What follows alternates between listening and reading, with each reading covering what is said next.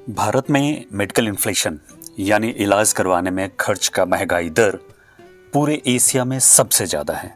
हालिया रिसर्च की माने तो भारत में मेडिकल इन्फ्लेशन 14% है, जबकि बाकी चीज़ों में इन्फ्लेशन का दर 7% है और ये महंगाई दर पूरे एशिया में सबसे ज़्यादा है। मतलब आप जब बीमार पड़ते हैं और डॉक्टर और हॉस्पिटलाइजेशन पर जो खर्च आप करते हैं वो खर्च पूरे एशिया में सबसे ज़्यादा है।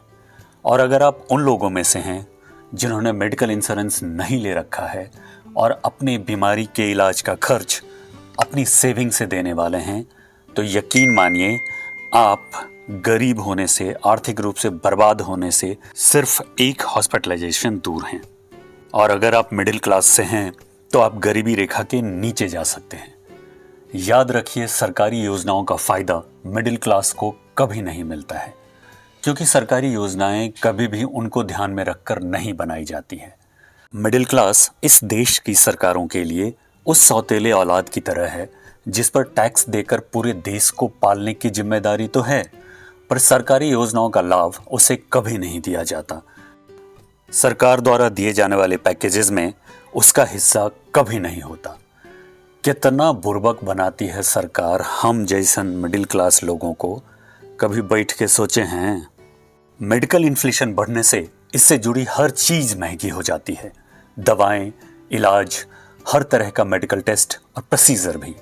मेडिकल इन्फ्लेशन बढ़ने से आम जनता को हर तरफ से मार पड़ती है और उसकी कमर आर्थिक रूप से पूरी तरह टूट जाती है। भारत में हॉस्पिटलाइजेशन का खर्च पिछले कुछ सालों में 2 गुने से भी ज्यादा हो गया है और ये आम जनता की पहुंच से दूर होता जा रहा है। आंकड़ों की माने तो हमारे देश में 55% लोग अपने घरेलू बचत से इलाज का खर्च उठाते हैं और 23% लोग कर्ज लेकर अपना और अपनों का इलाज करवाते हैं। इसलिए 59% लोग एनुअल हेल्थ चेकअप्स नहीं करवाते हैं और 90% लोग बीमार होने पर भी डॉक्टर के पास या हॉस्पिटल नहीं जाना चाहते हैं, और वो तब तक नहीं जाते जब तक कि बीमारी गंभीर रूप न ले ले। भारत में इलाज कराने का खर्च इतना ज़्यादा है कि हर साल 7% पॉपुलेशन गरीबी रेखा के नीचे चले जाती है मेडिकल एक्सपेंसेस की वजह से। 2018 में 55 मिलियन पॉपुलेशन गरीबी रेखा के नीचे चली गई थी इन मेडिकल एक्सपेंसेस की वजह से। उसके बाद के आंकड़े हमारे पास उपलब्ध नहीं हैं, लेकिन अगर एक्सपर्ट्स की माने तो ये नंबर्स हर साल बढ़ते गए हैं। ये अत्याचार है, निर्दयता है और देश की जनता को आर्थिक रूप से सशक्त बनाने का दावा करने वाली हर सरकार के मुंह पर एक जोरदार तमाचा भी। मेडिकल इंश्योरेंस की बात करें तो हालात वहां भी अच्छे नहीं हैं। पिछले 1 साल में ही मेडिकल इंश्योरेंस का प्रीमियम 10 से 25% तक बढ़ गया है और बावजूद इसके सारी बीमारियां और सारे मेडिकल एक्सपेंसेस इसमें कवर भी नहीं होते। मिला जुलाकर मेडिकल इन्फ्लेशन की वजह से बढ़ता इलाज का खर्च आम आदमी को हर बीमारी के बाद गरीब और ज़्यादा गरीब बनाता जा रहा है।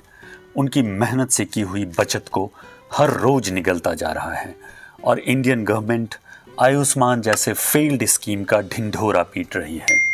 जस्ट पूछिंग में आज मैं ये पूछना चाहता हूँ, क्या आम जनता तक अफोर्डेबल और अच्छी मेडिकल फैसिलिटी प्रोवाइड करवाना सरकार की जिम्मेदारी नहीं? क्या ये रोटी कपड़ा के बाद सबसे ज़रूरी चीज़ नहीं? अगर हाँ, तो सरकार इस बात को लेकर उदासीन क्यों, कुछ करती क्यों नहीं? अगर ये आंकड़े हमारे पास उपलब्ध हो सकते हैं तो भारत जैसी सरकार के पास कैसे नहीं हो सकते?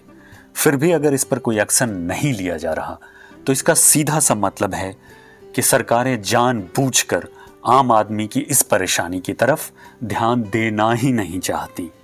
देखिए, इसको लेकर सरकार कोई एक्शन लेगी या नहीं लेगी, और लेगी तो कब तक लेगी? ऐसे सवालों का जवाब हम जैसे आम नागरिकों के पास तो नहीं होता है। पर जस्ट पूछिंग में आज मैं आपसे ये जरूर पूछना चाहूँगा कि आपने मेडिकल इंश्योरेंस ले रखा है या नहीं?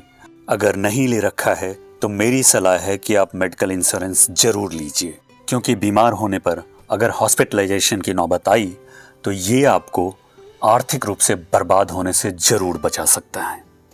तो जाइए, खुद के लिए और अपनी पूरी फैमिली के लिए मेडिकल इंश्योरेंस लीजिए और इस वीडियो को शेयर करके अपने फ्रेंड्स और रिलेटिव्स को भी ऐसा करने को बोलिए। पर हाँ, जाने से पहले लाइक, कमेंट, शेयर और सब्सक्राइब करना मत भूलिएगा दोस्तों।